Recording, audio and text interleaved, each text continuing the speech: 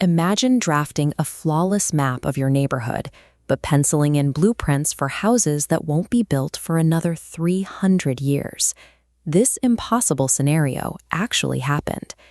In 1929, scholars working in the Topkapi Palace Museum in Turkey unrolled an ancient document that challenged the established timeline of human exploration. This is a detailed maritime chart drawn on gazelle skin in 1513 by Piri Reis, a prominent Ottoman naval commander. Created just 21 years after Columbus reached the New World, it is the oldest surviving map to show the Americas.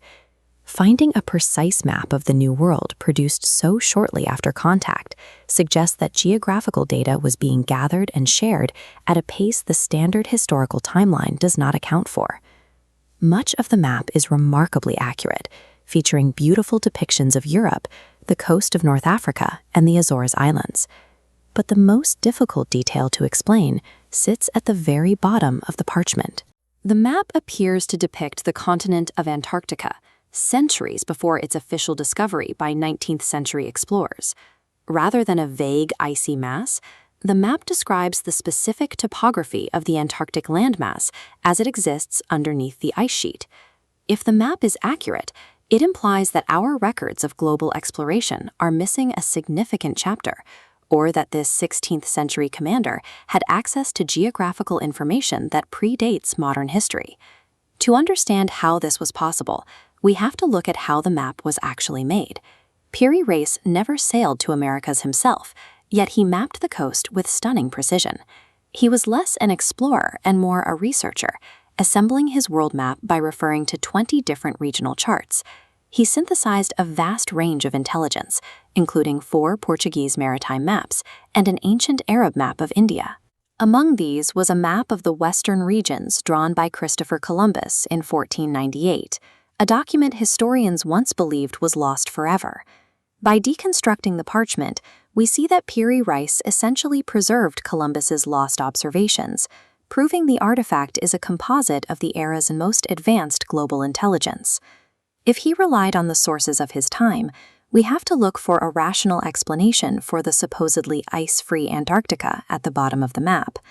Early cartographers often included a hypothetical southern landmass called Terra Australis. They believed this continent had to exist simply to balance the weight of the lands in the north. Skeptics note that the Antarctic coastline on the map looks remarkably like a heavily warped, stretched version of the South American coast.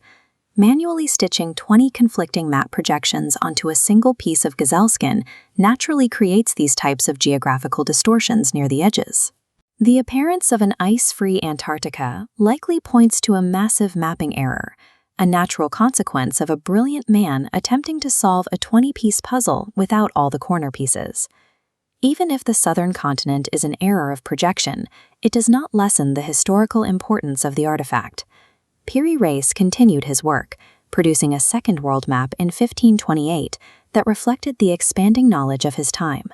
Although only a fragment survives, it accurately describes the coastlines from Venezuela all the way north to Newfoundland and Greenland.